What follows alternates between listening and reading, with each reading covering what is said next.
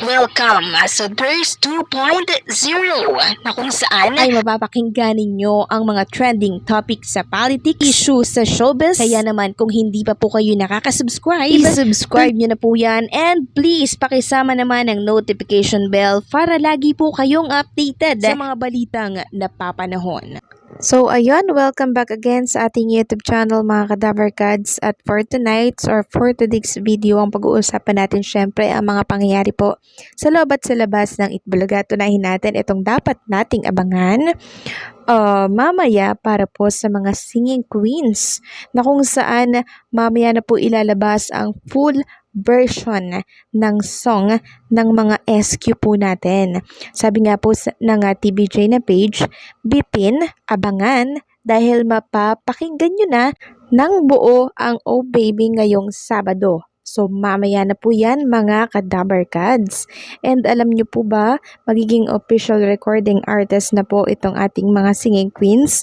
Congratulations again and excited na akong mapakinggan itong full version po ng kanta ng mga singing queens. Suportahan po natin yan mga Kadaverkads.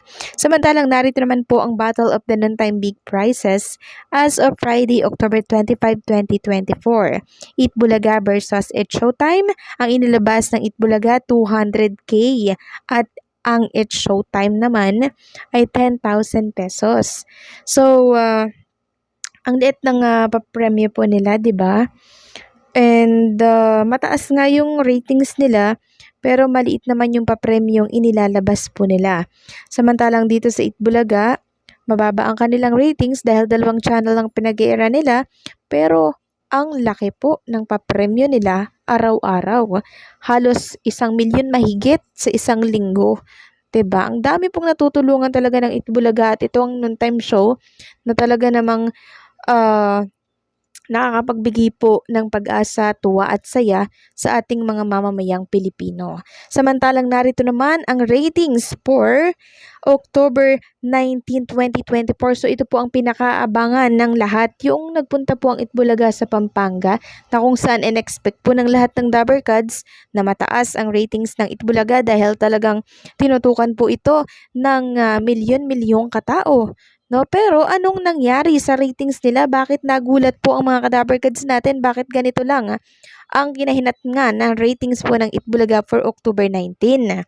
Kasi nasa 3.6% lamang po ang nakuha nila. Kaya marami po ang nagtataka na bakit ganyan lamang kaliit ang ratings ng Itbulaga samantalang tinutukan sila nung Sabado at maging sa online viewers pa nga lang, talagang napakarami na po ng mga tumutok doon. Ano pa daw ba sa telebisyon? Yan po ang katanungan po nila.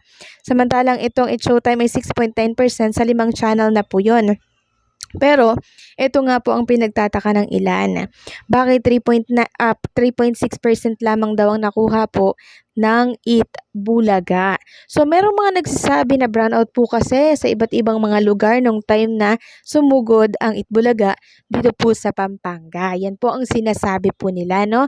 Pero hindi tayo nagbabase po dyan kasi hindi naman brownout sa buong Pilipinas para makakuha po ng ganitong ratings ng Itbulaga. Sana mga 4 point something man lang, 'di ba? And ito pa ang nakakaloka diyan. Nung nakaraan meron ako nakita na ratings na 4.9% ang Itbulaga nung Sabado and 7 itong It's Showtime. So, anong nangyari dito sa Lionheart? Bakit 3.6 ang nakalagay dito? So, ano ba talaga ang totoong ratings? 4.9 ang Itbulaga or 3.6%?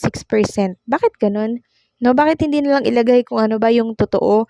'Di ba? Nang sa ganun, maipakita nila na patas po silang magbalita at maglabas ng mga news sa kanilang mga page, 'di ba? Kasi kino-question po ng ilang Dabarkads ang tungkol dito sa ratings. May nakita kasi silang 4.9% na naglabas ng ratings dito po sa Facebook. So, sana maklaro po ang tungkol dito. Samantalang, talakayin naman natin ang tungkol dito sa nakita ko po sa Solid TVJ Defender and Legit Dabarkads. So, binahagi niya po ang tungkol doon sa iniimbitahan po ng Itbulaga na nakita po nila at nag-viral doon sa bubungan po ng bahay. Doon po siya nanonood, nakaupo siya doon, nanonood siya ng Itbulaga, dyan yun sa Pampanga, no? So, nakipag-cooperate na po itong lalaking nag-viral na kung saan nakaupo doon sa bubong. Okay? So, ito po ang sabi niya. Mukhang makikilala natin siya mamaya, no? Saturday, dyan sa Itbulaga.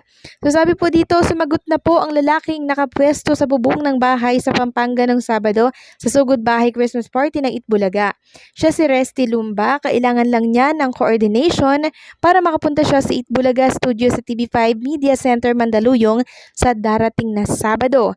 So, sa darating na Sabado ba? Hindi ba ngayong Sabadong ngayon? So, well, abangan na lang natin, ano? Kung ngayon ba or sa next week pa. Abangan na lang natin yan. Sabi dito ni Resty Torres Lumba, ako po yung nasa picture, kanino pwedeng makipag-coordinate para makapunta ngayong Saturday sa Itbulaga Studio. Salamat. So sana po nakita po ito ng admin ng Itbulaga or ng TBJ na page, no? Nang sa ganun ay maka-accommodate ito, makuha yung info niya, nang sa ganun agaran po siyang maasikaso dito po sa Itbulaga Studio. And sana po makilala natin siya mamaya, no? Diyan po sa Itbulaga. Dahil for sure, meron pong nag-aabang sa kanyang sorpresa mula po dito sa TBJ and sa mga Dabarkads natin, 'di ba? So why not? Alam naman natin ang Itbulaga, mahilig po yang mang-surprise. So makikilala na po natin itong lalaking nag-viral na nakaupo po sa bubong dyan sa Pampanga. Wala na po siyang kaagaw dito po sa seat ng Itbulaga dahil siya po ay super VIP. No, VIP po siya dito sa Itbulaga pag siya po ay nagpunta. So, live ang Itbulaga, Miyerkules to Saturday po yan. Kaya alinmang araw dyan na pumunta siya ay okay na okay, walang problema. Basta magpakilala lamang siya na ako po yung nasa bubong nakaupo nung time na pumunta ang Itbulaga noong Christmas party nyo po sa Pampanga. Agad po sila ang papapasukin dyan sa Itbulaga. Basta wag lang Lunes or Martes dahil live or recorded po ang mga episodes na yan. Okay? Samantalang, talakay naman natin ang tungkol po dito sa Pure Gold na kung saan ay marami na naman ang nagtatanong sa atin kung bakit daw ba hindi pa bumabalik itong Pure Gold. So, meron nga po tayong nasagap na balita na parang hindi pa ata nakakapag-renew or what.